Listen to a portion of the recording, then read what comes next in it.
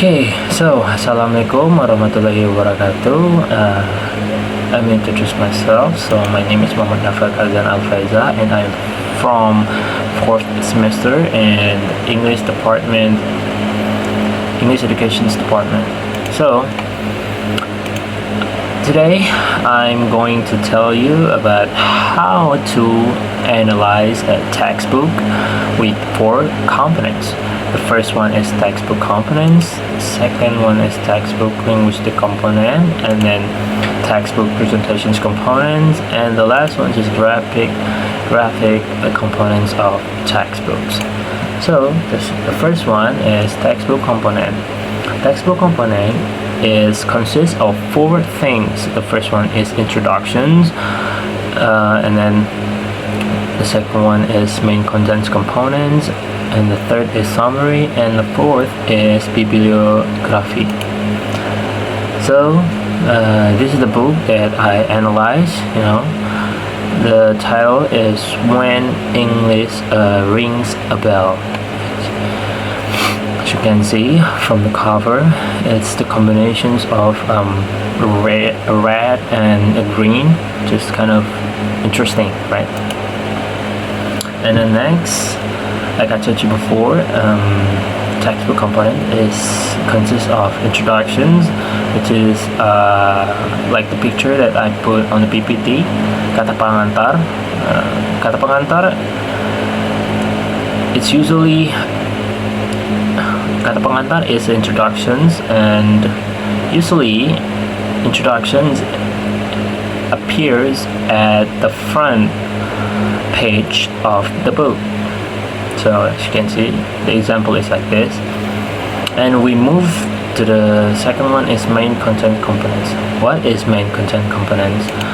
Main content components is sessions that present information, concept, or theories according to the learning topic. So it's sort of like table of contents. As you can see, I also just put the table of contents right here.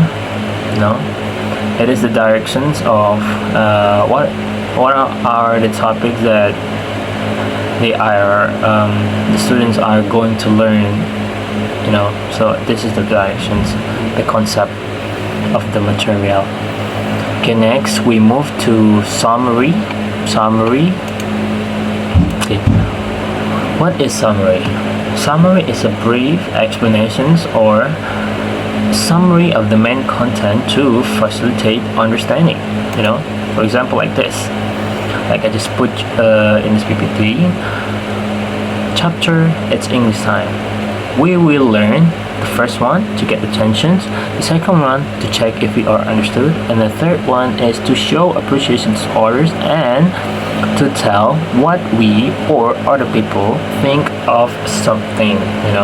So yeah, it's the summary of the main content to facilitate understanding. So it is a simple word for students to conclude, what are the topics that they are going to learn, at the specific material. So yeah, these are the example. And then next we have bibliography. So the definitions of bibliography is list of reference sources that used to write the textbook.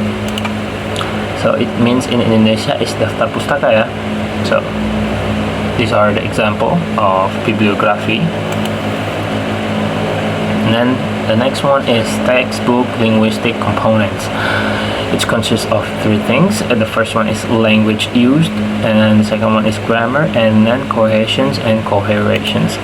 So what it means by a language used is, the using of the word that they choose on these books, so the students will understand easily,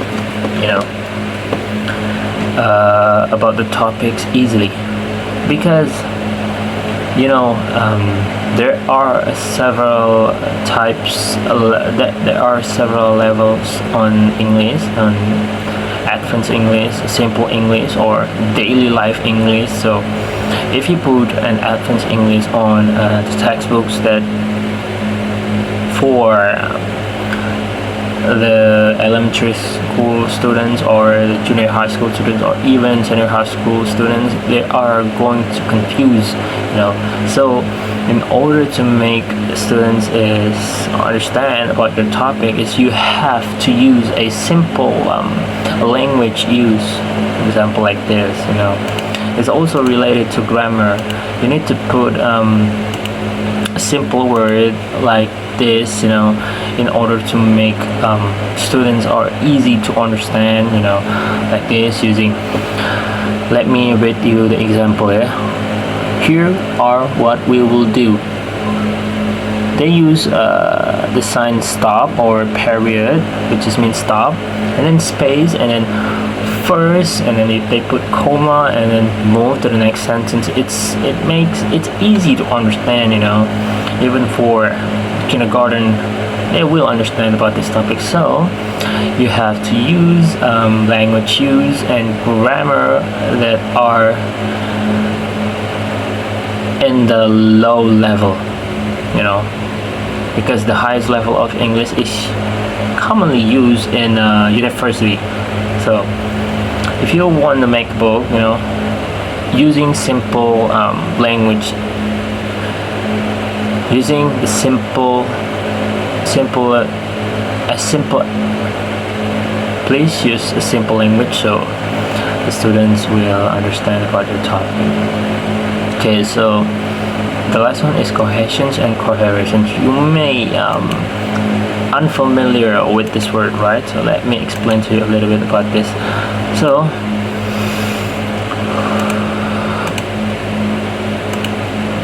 cohesions and coherence are harmony between paragraphs and harmony of content, so that the readers can follow smoothly.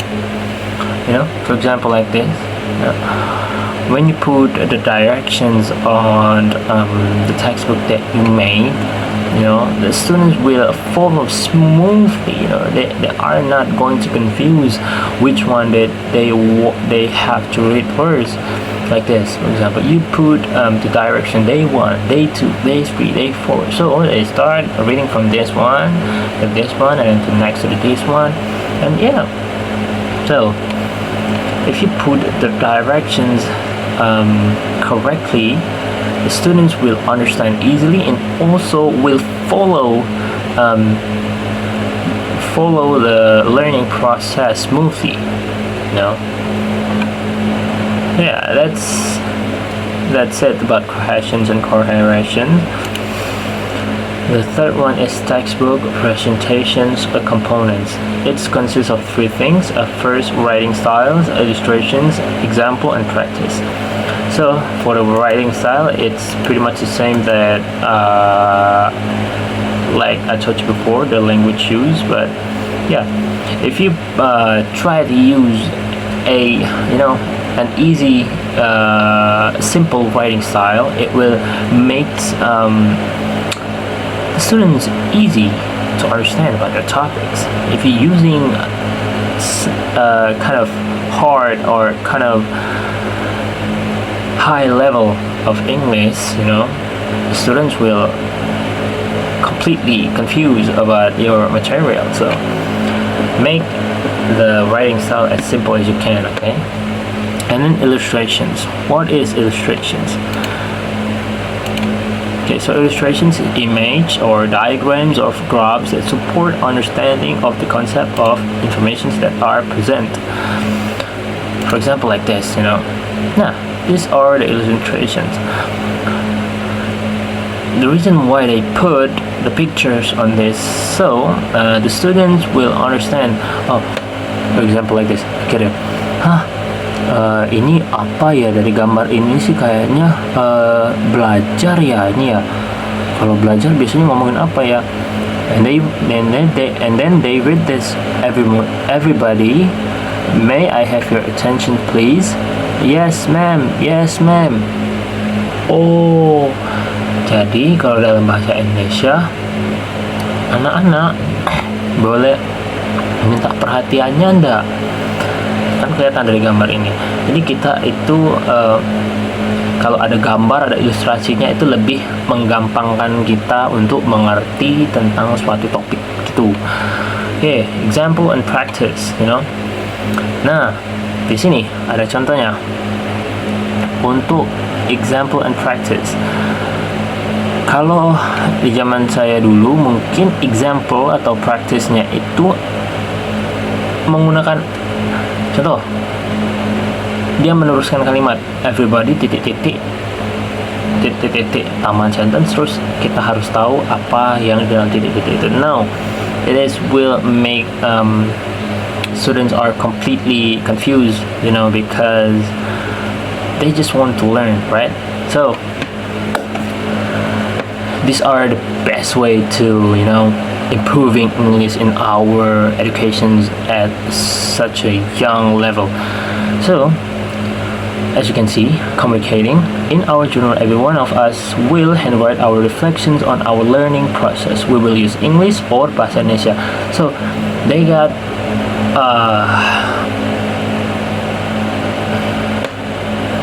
nah, jadi di sini anak-anak disuruh buat apa saja yang sudah dipelajari, apa saja aktivitas yang paling disuka, apa saja aktivitas yang dirasa sulit untuk dilakukan gitu, and then apa saja yang harus diperbaiki.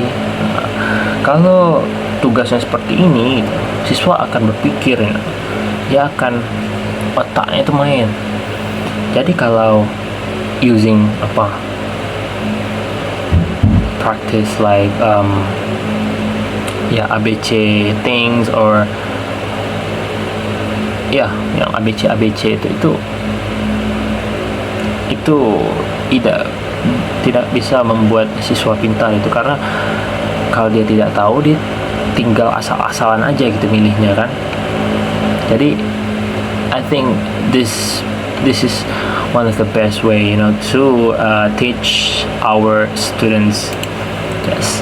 The last one is graphic components of textbooks. It consists of 3 things: layout, designs, color and fonts, and use of interactional media. So, as you can see, the layout designs, it's very sangat rapi, yang mana membuat siswa-siswa itu pastinya akan tidak bosan gitu kalau kita melihat posisi tata letaknya itu rapi kan, dan perpaduan antara warna dan juga font yang digunakan gitu. Tidak ada kan font-font yang sulit dipahami seperti font-font Jepang gitu kan, itu kan sulit dipahami gitu.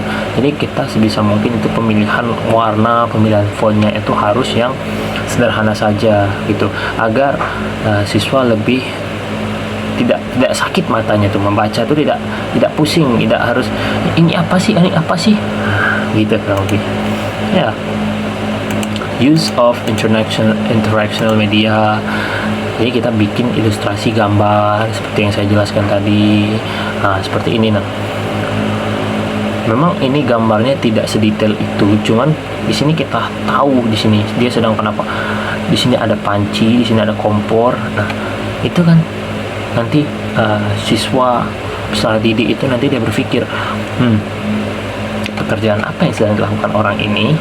Oh, cooking a fried rice. And then next one, this photo. Nah, dia megang sapu. Ini ada debu di lantai. Nanti siswa mikir,